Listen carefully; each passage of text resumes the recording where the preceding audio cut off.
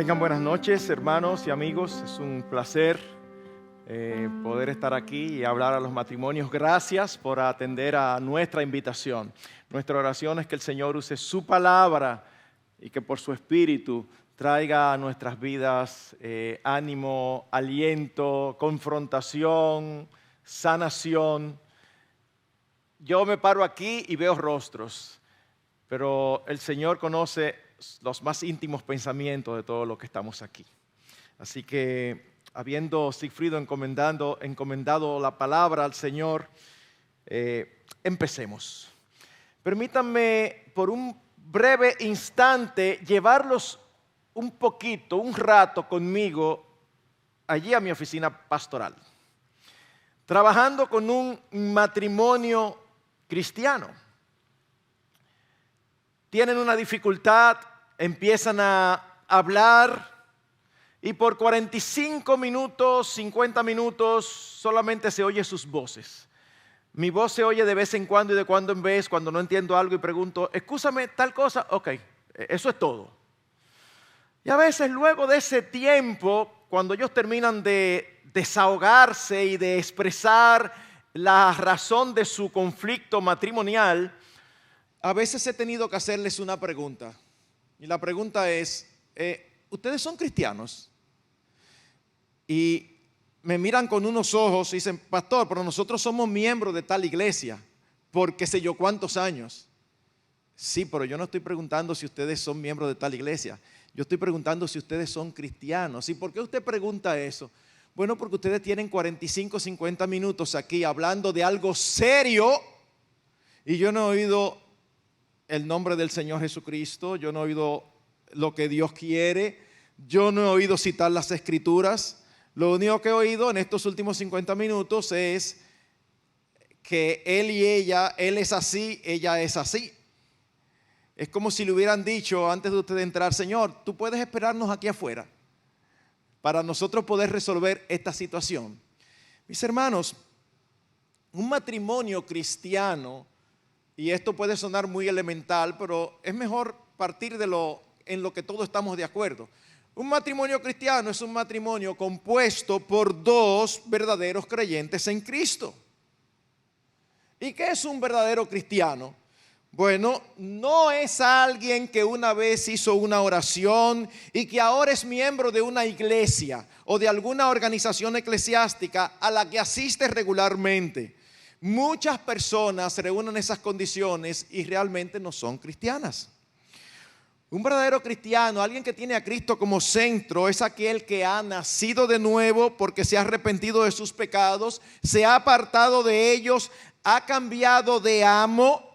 Es alguien que ha recibido a Cristo como su Salvador y Señor y ahora vive por Él y para Él. Pastor, pero yo sé eso. Sí, es que todos lo sabemos. Pero el asunto es que debe reflejarse en todas las áreas de nuestras vidas. La Biblia habla de alguien que conoce a Cristo de diferentes maneras. Una de las que más me gusta es como lo expresa 2 Corintios capítulo 5 versículo 15. Dice que Cristo por todos murió para que los que viven ya no vivan para sí, sino para aquel que murió y resucitó por ellos. ¿Qué distingue a una persona que no se ha arrepentido de sus pecados, a una persona que no conoce a Cristo? ¿Qué lo distingue? Yo no tengo que conocerla. Clarísimo lo distingue que vive para sí mismo. Que lo que hace lo hace porque lo siente así, porque lo cree así, porque le gusta así, porque lo piensa así. ¿Así no es que vive la mayoría de las personas? Bueno, si tú y yo somos cristianos, ya a ti no nos luce vivir así. Porque ya nosotros en un momento determinado hemos pedido al Señor que sea precisamente eso, el Señor de nuestras vidas. Y eso significa que Él nos ha librado de la esclavitud de vivir para nosotros mismos. Él murió para que los que viven ya no más vivan para sí. Hermanos, la verdadera prueba de cristianismo no es si una persona obedece los principios fundamentales y generales de su congregación. No. Es para quién vive. ¿Vive para sí o vive para el Señor? De hecho, cuando vamos a la Escritura vemos que la verdadera prueba de amor al Señor Jesucristo es la obediencia a su voluntad.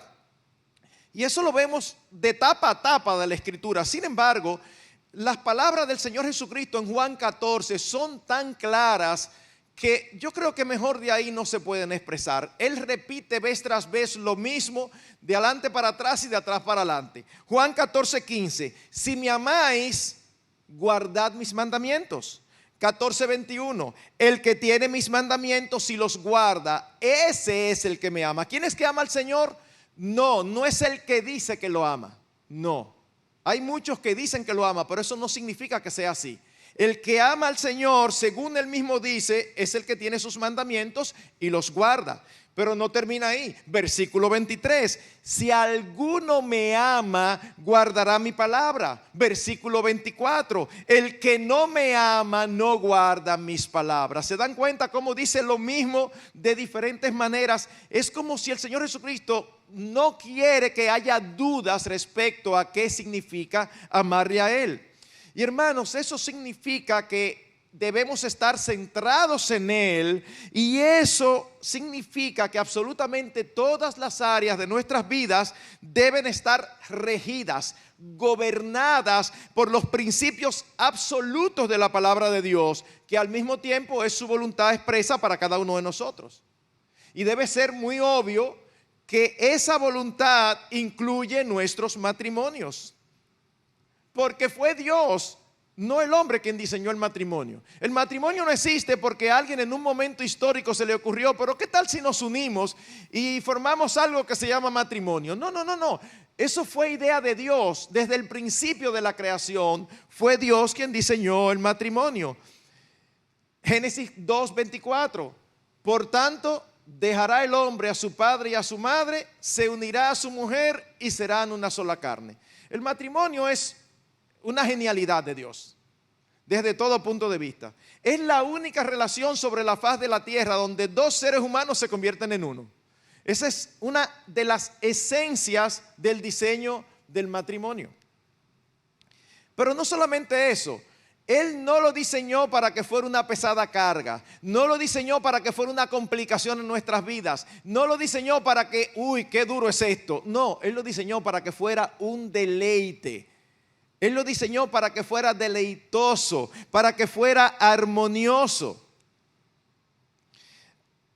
Ahora, mis hermanos, es por eso que en Génesis 1:31, cuando Él termina la creación y acaba de casar a la mujer que recién creó con Adán, acaba de oficiar en la primera boda, Él termina diciendo lo mismo que ha dicho a lo largo de cada día creativo. Y vio Dios todo lo que había hecho, y he aquí que era bueno en gran manera.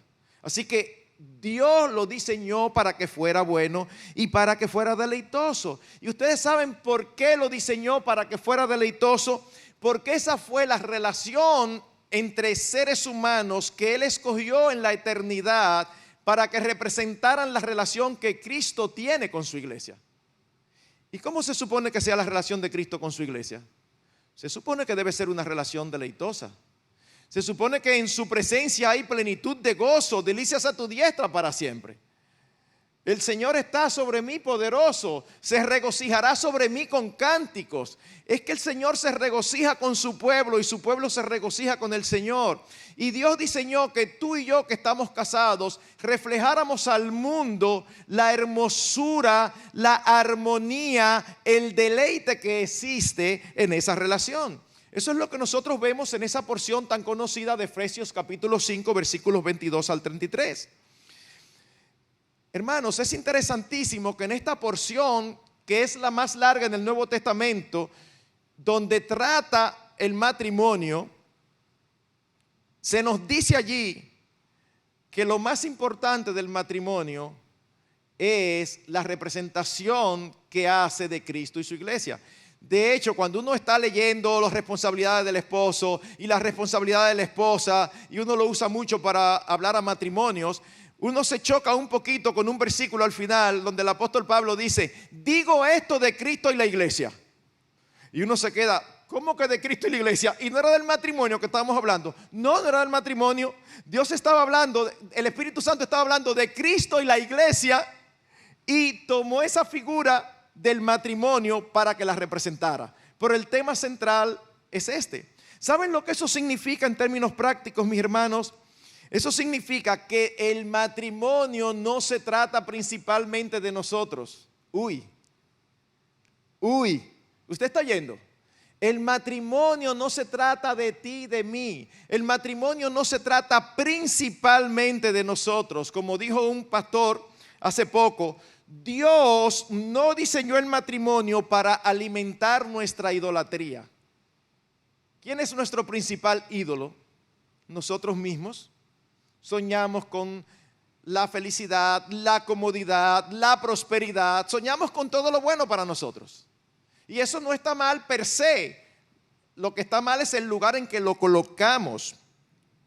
Así que Dios diseñó el matrimonio para manifestar su gloria a través de mostrar ejemplar y vívidamente la belleza de otro matrimonio, el de Cristo y su iglesia. ¿Me están siguiendo? Tu matrimonio y el mío, Dios espera que sea una representación bastante fiel de la relación que tiene Cristo con su iglesia. Y la responsabilidad de que sea así no es de Él, es tuya y mía. Es mía como esposo, es tuya como esposa. La meta y el propósito de un matrimonio centrado en Cristo no es la felicidad de cada uno, sino la gloria de Dios. El propósito y la meta no es la felicidad de los cónyuges, es la gloria de Dios. El matrimonio es un instrumento en las manos del Señor para hacernos cada vez más parecidos a Cristo. Y todo lo que sucede en la relación debemos verlo como oportunidades que Él nos da para pulir ese carácter que se parece tan poco a Cristo. Cada dificultad con tu esposa, cada dificultad con tu esposo, en lugar de centrarnos en nosotros mismos, esto es insoportable, son oportunidades para que nosotros seamos pulidos y seamos cada vez más parecidos a nuestro Señor Jesucristo. De hecho, para eso fue que fuimos elegidos, para eso fue que fuimos predestinados, para hacernos conformes a la imagen de su Hijo. Claro que seremos felices mientras más nos parezcamos a Cristo. No es que nadie piense aquí, entonces la felicidad no importa, entonces tenemos que ser infelices. No, lo que pasa es que tú y yo creemos que la felicidad la vamos a obtener esperando ciertas cosas del otro, y la verdad es que la felicidad la vamos a obtener en la medida en que nos parecemos más a nuestro Señor. Eso hace una diferencia total.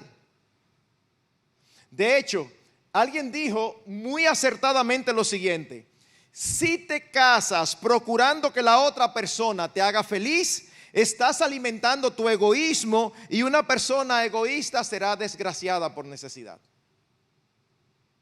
Pastor, pero ¿y qué tiene de malo casarse soñando con ser feliz? Bueno, mis hermanos, que eso no está bajo tu control ni bajo el mío. Pero si nos casamos soñando con hacer feliz al otro, eso sí está bajo mi control y bajo el mío. Haremos todo lo posible. Hermanos, si hay un matrimonio que tiene todas las herramientas para funcionar conforme al diseño divino, es decir, que sea armonioso, son los matrimonios compuestos por cristianos. Sin embargo, y tengo que reconocer y ser honesto que esta es la parte que me ha motivado a traer este tema. Cuando vemos las estadísticas, nos damos cuenta que la gran diferencia que debería haber respecto a los matrimonios de no creyentes es mínima. Hace unos años, Barna, una institución que hace encuestas y lleva estadísticas del pueblo de Dios de diferentes tipos, se medía el índice de divorcio en los matrimonios. Oigan estos datos: los ateos o agnósticos se divorciaban en el 30% de los casos, y los cristianos un 26%. Mis hermanos, ustedes están escuchando, esa diferencia es vergonzosa, de verdad. Eso debiera causarnos una profunda vergüenza al pueblo de Dios. Se supone que nosotros tenemos la verdad, se supone que tenemos las escrituras, se supone que vivimos para el Señor. Y como pastor debo decir que las separaciones entre el pueblo de Dios realmente son más de lo que debieran ser. Y los problemas matrimoniales serios de creyentes que permanecen juntos, que no se ve, están juntos, pero ya ustedes saben que no se sabe nadie qué está pasando, son demasiado. Y es por una sencilla razón: Cristo no está siendo el centro de sus vidas. Cristo es que hace la diferencia. Hermanos, el ideal de Dios está claramente expresado por Él en la palabra. Y una de las formas en que lo expresó el Señor Jesucristo es digna de mencionar. En Mateo 19, cuando le preguntan acerca del divorcio, el Señor Jesucristo dice: lo que Dios ha unido, ningún hombre lo separe. Dios nos convierte dos en uno cuando nos casamos. Y dice, y eso es hasta que la muerte los separe. Lo que Dios unió, no lo separe el hombre. Pastor, entonces eso significa que ya después que uno se casó, no hay ninguna excusa para separarse, no hay ninguna razón.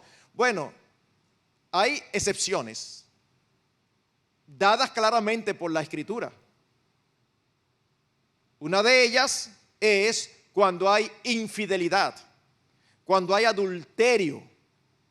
Y eso no significa que cuando hay adulterio el matrimonio tiene que separarse. Eso significa que la parte afectada pudiera separarse sin pecar si así lo decide.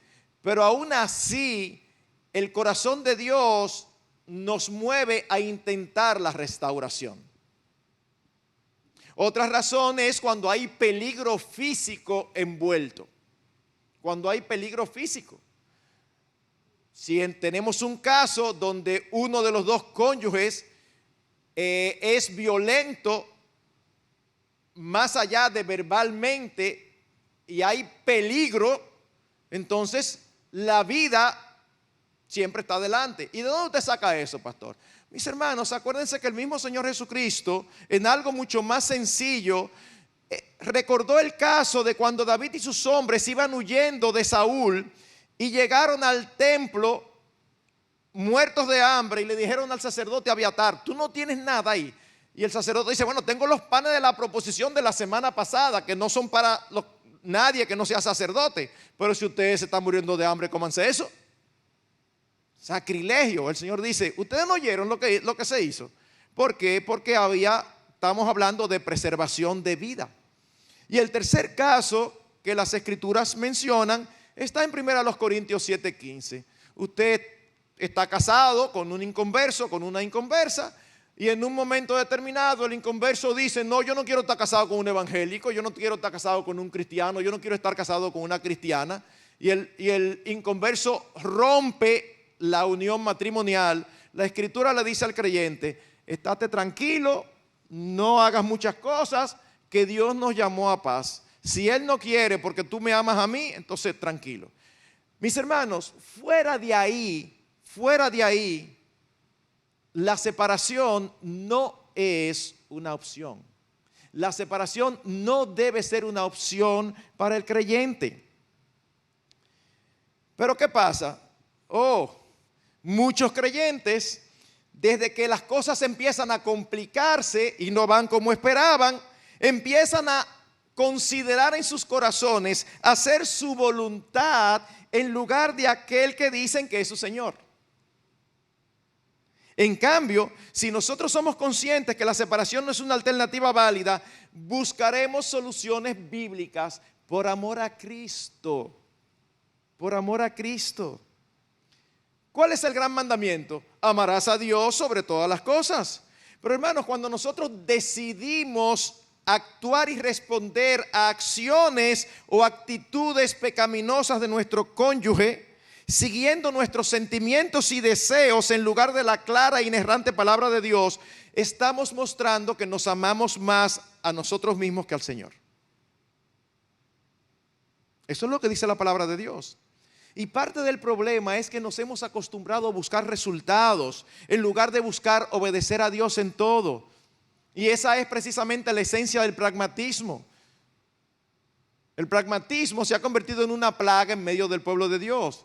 Ya los creyentes no nos preguntamos qué quiere Dios, los creyentes nos preguntamos qué funciona. Yo no puedo seguir en esta relación, yo no puedo. ¿Qué es lo que yo tengo que hacer para dejar esto? Bueno, eso es pragmatismo. Estás haciendo la pregunta incorrecta. Cuando uno hace la pregunta incorrecta, obtiene la respuesta incorrecta. La pregunta siempre es, ¿qué quiere el Señor? Y la respuesta es obvia.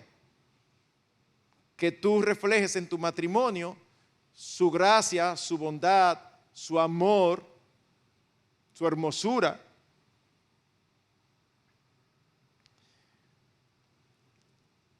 Yo he escuchado cosas como estas cuando he estado trabajando con matrimonios. Pastor, pero es que yo no puedo creer que Dios quiera que yo sea infeliz el resto de mi vida. Suena como, ¿verdad? Como, bueno, lo que pasa es lo siguiente. En primer lugar, cuando alguien dice eso, hay que recordarle que su esposo o su esposa no se la mandaron por un courier envuelto en papel de regalo. Hay que recordar que esa fue una elección voluntaria. Si es la mujer, a ese fue el que tú le dijiste que sí a todo. Te reía de todo su chiste, te encantaba, le dijiste que sí. Si es el hombre, esa fue la que tú le caíste atrás a enamorarla. Y era una maravilla. Y tú hablabas de ella a diestra y siniestra. Eso es espectacular. 1 año, 2 años, 3 años después resulta que es terrible. No, pero espérate. O sea, son decisiones que se toman. ¿Ustedes saben por qué yo quise que los que son novios estuvieran presentes? Porque el novio generalmente dice que sí a todo, como el que va a un banco a tomar prestado.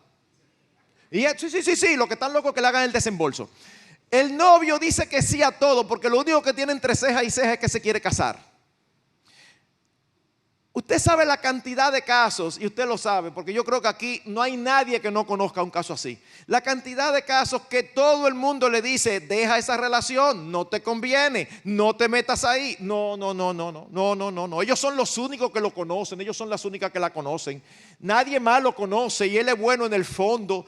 Todo ese tipo de excusas. Y al final terminan desgraciándose la vida. ¿Por qué? Porque no hicieron caso.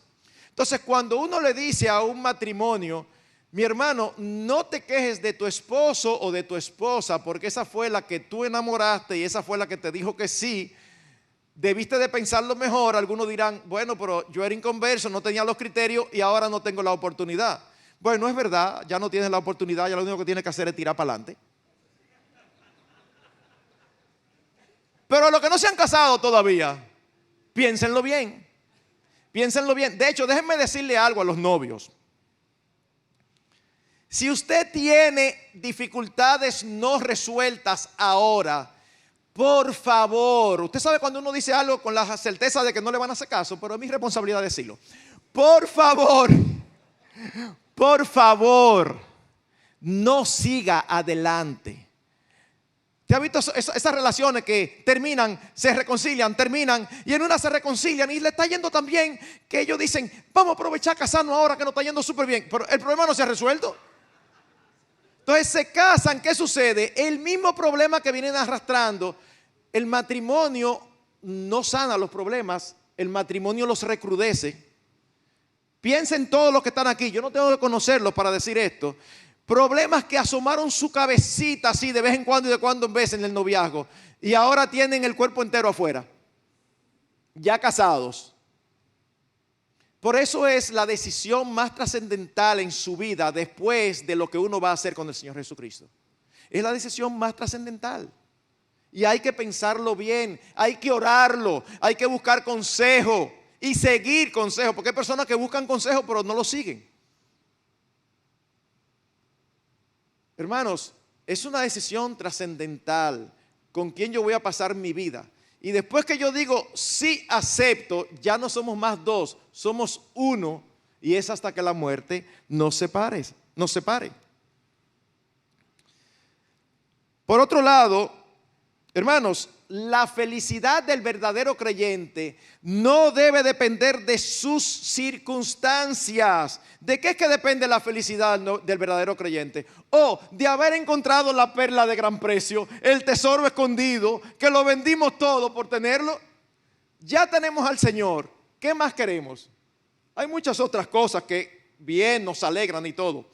Pero el que tiene al Señor lo tiene todo. ¿O eso solamente es una frase de predicación o de campaña? Ustedes saben lo que eso significa, ¿verdad? Que son frases que se dicen porque suenan bonitos, pero no es verdad. No, mis hermanos, es verdad. La palabra de Dios lo dice. Y así es que debe de ser. El cristiano encuentra su felicidad en una relación con una persona y solamente con una. Con mi esposa. No, con el Señor. Si depositamos nuestra felicidad en otro pecador como nosotros, estamos destinados al fracaso, porque la única persona que jamás nos decepciona es el Señor Jesucristo. Miren, aquí puede haber matrimonios muy buenos. Y yo estoy seguro que por buenos que sean, su esposa lo ha decepcionado y nosotros a ella. Ahora, no hay nadie aquí que pueda decir que Cristo lo ha decepcionado. Porque Cristo es el único que tiene la capacidad de ser totalmente fiel. Así que es allí que tenemos que buscar la felicidad. Pastor, eso es muy fácil pararse ahí y decirlo, pero no es fácil vivir con alguien complicado, que no nos trata bien, que no nos entendemos. Nadie ha dicho que lo sea. Nosotros no estamos diciendo aquí que sea fácil. Lo que estamos diciendo es que si asumimos delante de Dios el compromiso de amar a nuestro cónyuge, nosotros debemos insistir en hacerlo vez tras vez, no por lo que esa persona es, sino por quien Cristo es. Debemos amar a nuestras esposas como Cristo amó a la iglesia. Hermanos, Dios espera de nosotros que ese amor que nosotros decimos tener se manifieste, que se exprese de una manera clara. Pastor, es que de verdad, yo le voy a decir sinceramente, es que hemos pasado tantas que ya a mí se me salió. ¿Usted ha visto esa frase, verdad? A mí se me salió. Y entonces, ¿qué se hace cuando se te salió? Oh, lo vuelve y lo entra. Se te salió. Hermanos, es que nosotros hemos comprado un concepto incorrecto. Nos han engañado diciéndonos que la esencia del amor son los sentimientos. No es verdad que la esencia del amor son los sentimientos. Usted sabe lo variable que son los sentimientos. Yo me siento de una manera hoy, mañana de otra. No, la esencia del amor es una decisión de la voluntad, es una disposición al sacrificio. Y si Dios nos ordena amar a nuestros enemigos, ¿qué vamos a hacer con nuestras esposas y nuestros esposos? Dios nos ordena amar a nuestros enemigos. Pastor, es que mi esposa, como está ella, es peor que una enemiga. Es que usted no sabe, usted debiera de ir un poquito a casa para que usted vea. No, mi hermano, yo no necesito ver nada, ni tú tampoco. Lo que necesitamos es acudir a nuestro Señor y preguntarle, ¿qué tú quieres que yo haga? ¿Cómo tú quieres que yo maneje esto, Señor? Yo sé cómo yo quiero manejarlo. Yo quiero ahorcarla. Yo quiero darle un zumbón. Sí, pero ¿eso es lo que el Señor quiere? Seguro que no. Seguro que no. Entonces, si decimos que somos cristianos centrados en Él, tenemos que hacer su voluntad y no la nuestra. Por otro lado, en situaciones difíciles, lo que más anhelamos es que el otro cambie. Pero ¿sabe qué? Tú no puedes hacer nada al respecto. Esposo, tú no puedes cambiar a tu esposa. Apréndete eso de una vez. Esposa, tú no puedes cambiar al esposo. No intentemos cambiar al otro, que no podemos. No, pero yo siempre tengo esperanza. Vas a seguir frustrándote, porque el único que puede transformar una persona es el Espíritu Santo. Y tú y yo es evidente que no somos el Espíritu de Dios. Ningún pecador tiene la capacidad de cambiar a otro pecador. Eso lo puede hacer solamente el Espíritu Santo. Ay, pastor, pero entonces usted me está dejando. Entonces eso significa que no tenemos nada que hacer. No, eso no significa eso, no. Tenemos mucho que hacer. Ajá, pastor, ¿y qué yo puedo hacer? Oh, cambia tú. Pero es que el problema no soy yo. El problema es ella, el problema es él. Eso no es lo que me dice Santiago 4. Santiago 4 dice que el problema son las pasiones que combaten en nuestros miembros. Nosotros tenemos pleito, es por nosotros, es en nosotros que está claro que cuando se le pregunta a alguien porque hay una dificultad, generalmente es el otro. Pero es aquí que tenemos que buscar, dentro de nosotros. Hermanos, recordemos que Dios diseñó el matrimonio para que fuera una relación permanente y deleitosa, y nos dejó en su palabra los principios que tenemos que seguir para que esto fuera posible. No podemos ignorar o desobedecer estos principios y a la vez pretender que nos vaya bien. Eso es parte del gran problema. Que nosotros nos casamos y queremos implementar aspectos culturales, aspectos familiares. Pero yo vi que en casa papá y mamá se llevaban bien y se manejaban de tal o cual manera. Ese no es el parámetro. El parámetro es cómo Dios quiere que nos manejemos. Y hermanos, es impresionante la cantidad de principios que Dios nos da en su palabra. No para de adorno, es para que tú y yo lo pongamos en práctica. Pero saben que cada uno de esos principios es totalmente contracultural. Y les voy a dar una muestra gratis. Se los voy a mencionar muy someramente y ustedes van a darse cuenta cómo cada declaración de esa es totalmente diferente a lo que la cultura dice. Principio de la prioridad. ¿Qué significa eso? Que Dios estableció el matrimonio como la relación más importante entre seres humanos sobre la faz de la tierra. Tu esposo y tu esposa va primero que tus hijos, va primero que tus padres, va primero que tu familia. Ay, sí. Ay, no, pero a mí yo no lo voy a hacer así. Bueno, tú lo haces como tú quieras, pero no te va a funcionar si tú lo haces como tú quieras. Porque el que lo diseñó dice que eso es lo principal. El principio del amor a la manera de Dios. ¿Cómo así? Bueno, ustedes recuerdan el ejemplo de Oseas. Oseas es un profeta menor, es conocido como el profeta del amor divino. Ustedes saben lo que Dios le mandó a Oseas: búscate una mujer fornicaria y cásate con ella. ¿Cómo así? Una infiel, lo que nosotros llamaríamos hoy una mujer alegre, para no usar otra palabra que suene, no mala palabra, pero que no suene muy bonita desde un púlpito. Y Dios le dice: cásate con ella, ámala. Pero, ¿y por qué tú quieres que yo haga esto, Señor? Para que mi pueblo entienda que yo los amo a ellos, no por lo que ellos son, sino a pesar de lo que ellos son. ¿Qué es lo que el Señor quería mostrarle? Que tú y yo somos infieles. Nuestro pecado generalmente es expresado en las Escrituras como infidelidad matrimonial. ¿Contra quién? Contra nuestro esposo, contra Dios. Ocurre en el Antiguo Testamento con el pueblo de Israel y ocurre ahora en el Nuevo Testamento con el pueblo del Nuevo Pacto.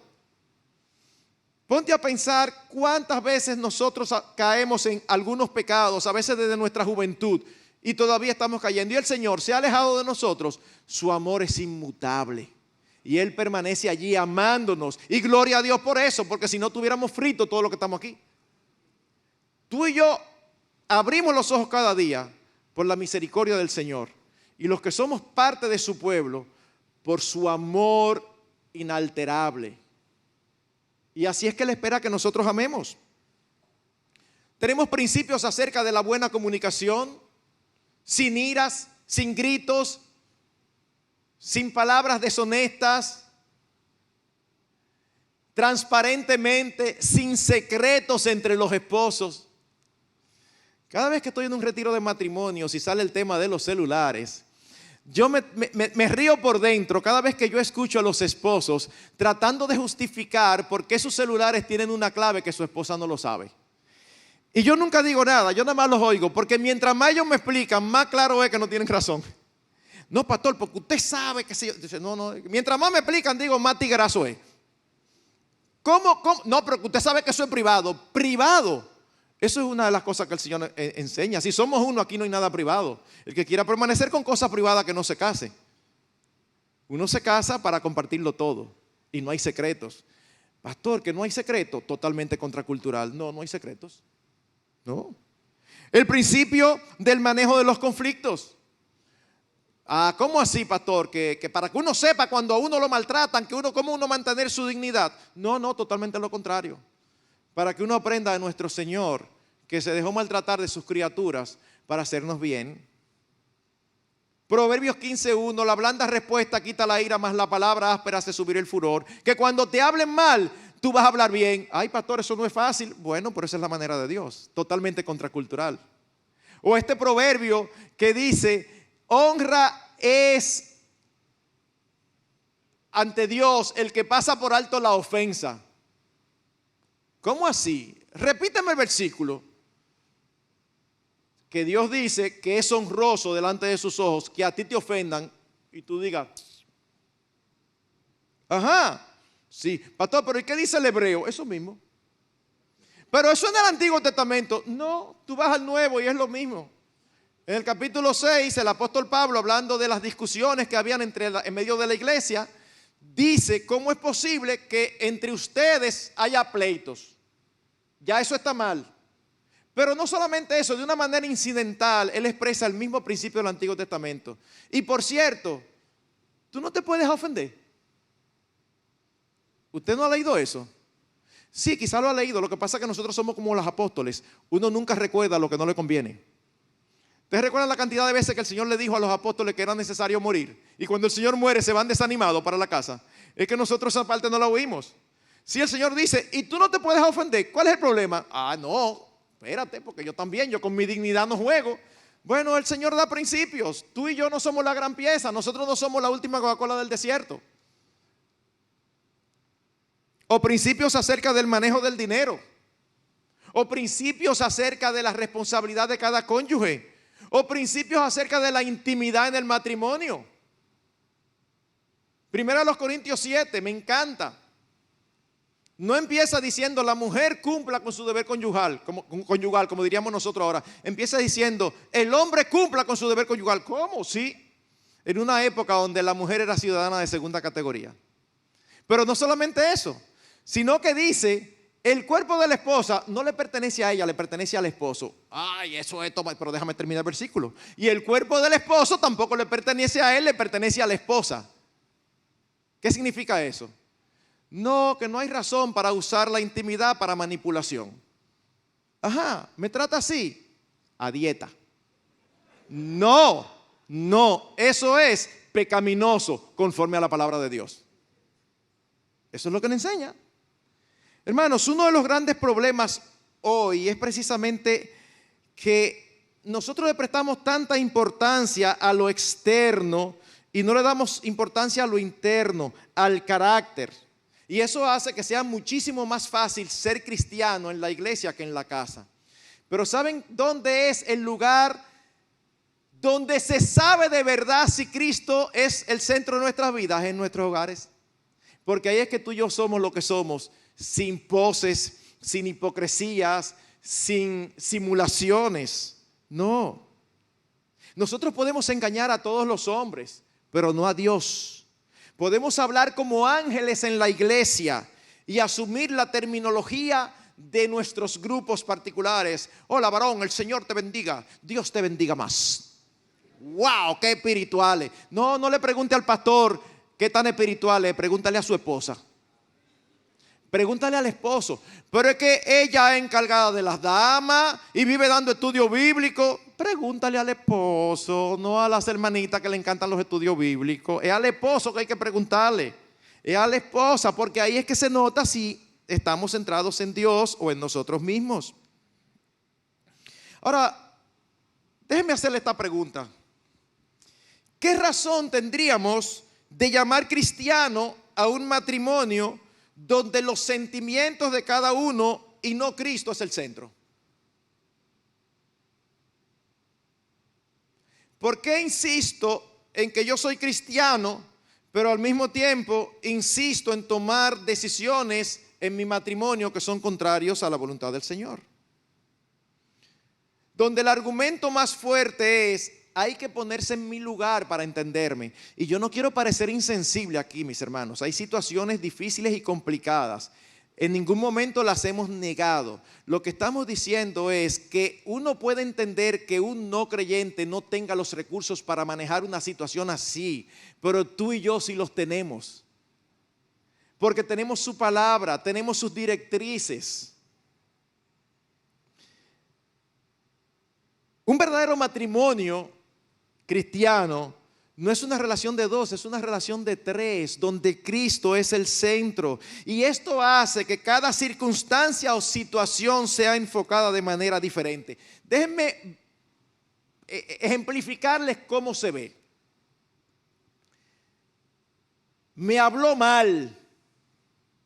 Y vamos a asumir que fue verdad, que sí, que le habló mal. ¿Cuál es la reacción natural? Me siento ofendido, ofendida. Me retraigo y no le hablo yo tampoco. Bueno, esa es una reacción centrada en nosotros. Cuando estamos centrados en Dios y vemos a nuestro cónyuge que hace algo pecaminoso que nos afecta, nosotros estamos más preocupados por la gloria de Dios que por nuestros propios sentimientos. Y nosotros decimos, uy, está en una situación complicada. Y empiezo a pensar cómo puedo ayudarlo o ayudarla a salir de ahí.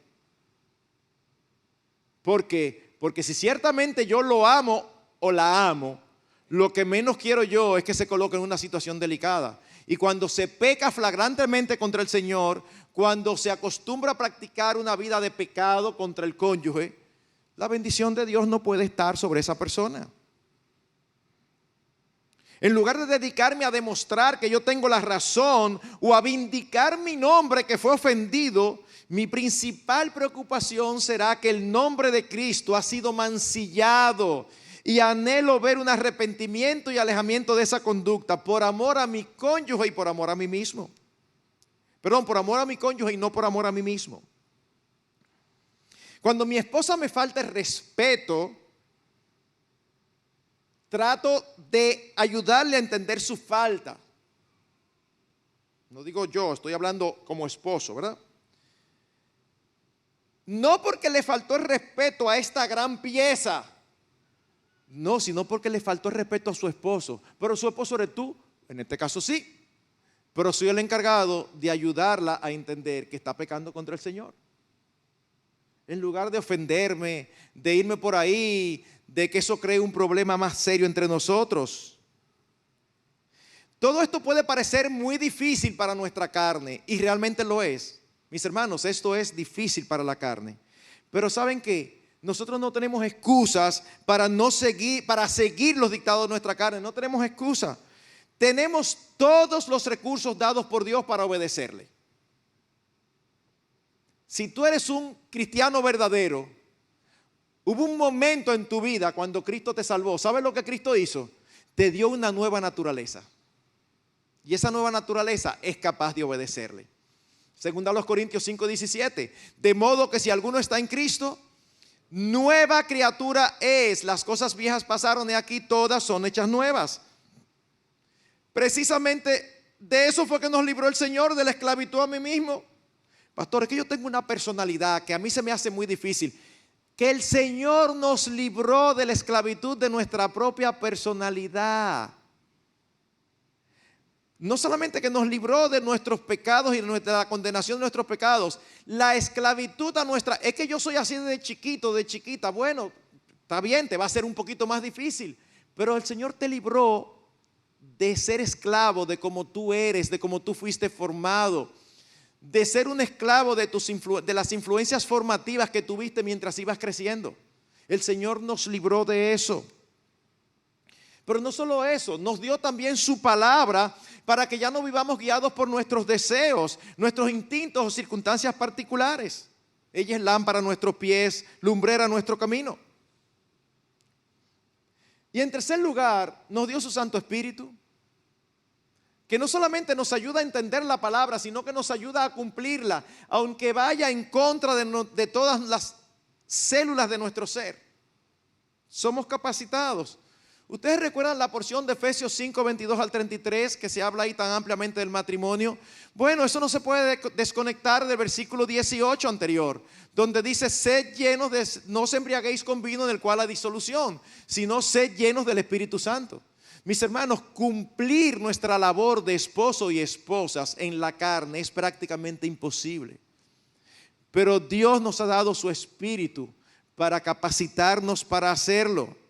Si Dios no nos controla a través de su Espíritu, no vamos a ser capaces de ser el esposo y la esposa que Dios quiere.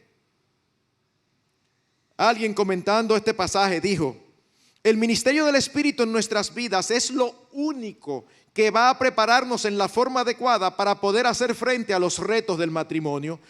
Únicamente estando llenos del Espíritu, dispondremos de los recursos necesarios para cumplir con el deber de servir y ser de ayuda a nuestra pareja. Debemos de ser llenos del Espíritu. Y otro siervo de Dios explica lo que significa ser lleno del Espíritu de esta manera: estar lleno del Espíritu significa que usted se ha ido. No tiene más voluntad propia, no tiene objetivos ni ambiciones, excepto aquellas que le pertenecen al Espíritu Santo. Eso es estar llenos de Él, estar dominado, controlado por Él, que Él domina su mente. Eso es lo que necesitamos para vivir nuestros matrimonios. Pastor, pero que eso suena como muy místico, como que el Espíritu. Mis hermanos, ser lleno del Espíritu no es caerse, hablar en lenguas, entrar en un éxtasis. Ser llenos del Espíritu es lo mismo que ser lleno de la voluntad de Dios, ser llenos de su palabra. Es lo mismo que nos dice Colosenses 3:16. La palabra de Cristo mora en abundancia en vosotros. Y el efecto que esa palabra hace en nosotros es exactamente el mismo efecto que hace el Espíritu Santo cuando nos llena. En otras palabras, lo que estamos diciendo, mis hermanos, es que es indispensable una buena relación con Cristo para disfrutar de una buena relación matrimonial, para que esos dos podamos vivir como un uno armonioso. Mientras más cerca estamos de Dios, mientras más cerca estamos del Señor Jesucristo, más cerca vamos a estar el uno del otro. Ustedes han visto o escuchado una ilustración muy manida, muy conocida, pero es tan gráfica que no quiero dejar de usarla. Y es la ilustración del triángulo. Un matrimonio que camina bien es como un triángulo. En una esquina, en un ángulo está el esposo, en otro está la esposa y arriba está el Señor. En la medida en que cada uno de los cónyuges está más cerca del Señor, ¿qué pasa? Están más cerca el uno del otro.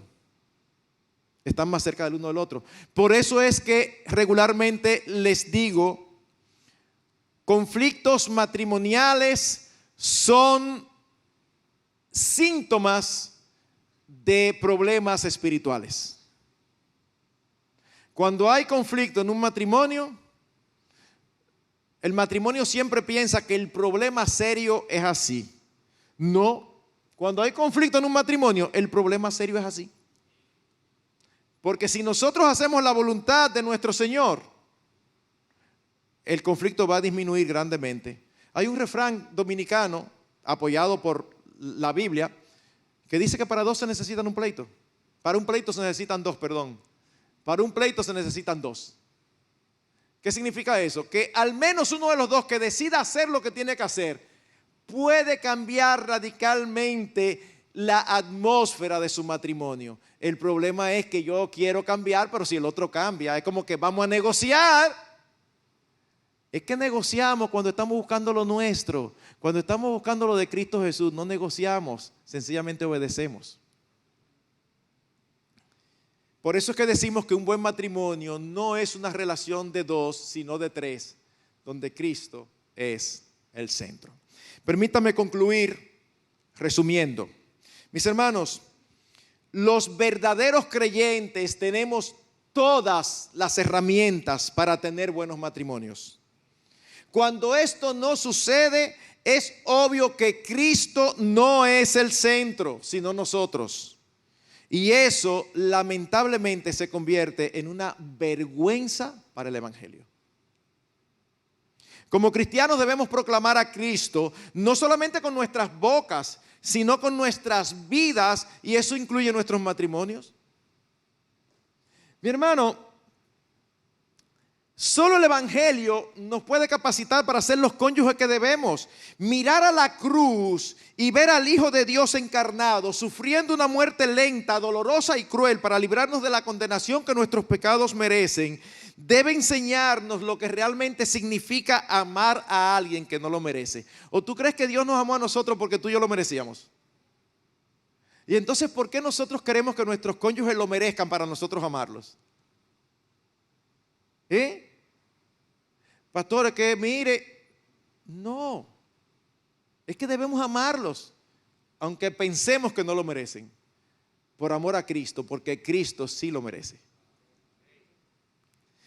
La relación escogida por Dios en la eternidad para representar la relación de Cristo con su iglesia fue la relación matrimonial. Por tanto, buenos matrimonios dan gloria a Dios. Es más, buenos matrimonios hoy en día llaman la atención por lo escasos que son. ¿Usted ha visto esos buenos matrimonios de creyentes? Los amigos no están de acuerdo con las cosas que ellos sustentan, pero cuando los amigos tienen problemas matrimoniales, ¿a quién le preguntan? Entre ellos, no, ellos van y le preguntan al creyente que tiene un buen matrimonio, porque en lo más profundo de su corazón, aunque no lo quieran admitir, ellos saben que ahí hay algo diferente. Y la diferencia no es que nosotros somos especiales, la diferencia es que Cristo es nuestro Señor y Él nos permite vivir conforme a su diseño. Así que todos los verdaderos cristianos podemos y debemos tener buenos matrimonios. Y aunque hasta ahora no haya sido así, mis hermanos, siempre hay oportunidad, siempre, para enderezar lo torcido y para corregir lo deficiente. Siempre. Sí, pastor, por eso fue que yo traje a mi esposa para que oyera. No, no has entendido nada. Yo traje a mi esposo, gracias a Dios, pastor, yo estoy contentísima. Le dije, vamos allí, y él no sabía para dónde era, y lo senté aquí para que oyera todas estas cosas que él necesita. Ajá. Oh. No, tú y yo necesitamos parecernos a Cristo y tratar a nuestros esposos y a nuestras esposas como Cristo nos trató a nosotros. Y por mejor que tú lo trates, nunca vamos ni siquiera a estar cerca de lo que Cristo hizo. Así que olvídate de cómo sea tu esposa y tu esposa. Olvídate cómo es tu cónyuge. Modélale a Cristo y posiblemente lo vas a impactar de una manera que ni siquiera te hubieras imaginado. Dejemos de estar preocupados por nosotros mismos y preocupémonos por la gloria y el nombre de nuestro bendito Dios. Solamente tenemos que colocar al Señor en el lugar que le corresponde y que hemos usurpado. Solamente debemos creer su palabra, debemos creerle a Él y empezar a hacer las cosas a su manera y no a la nuestra. Pastor, pero yo lo que tengo son unos problemitas. Usted ha pintado un matrimonio terrible ahí. Es que los principios funcionan para los problemazos y para los problemitas. No importa. No importa si son chiquitos o grandotes. Es que es lo mismo. Estamos llamados a reflejar la gloria de Dios como individuos y como matrimonio. Para esto, ni tú ni yo somos suficientes. Pero Dios sí, a través de su Espíritu.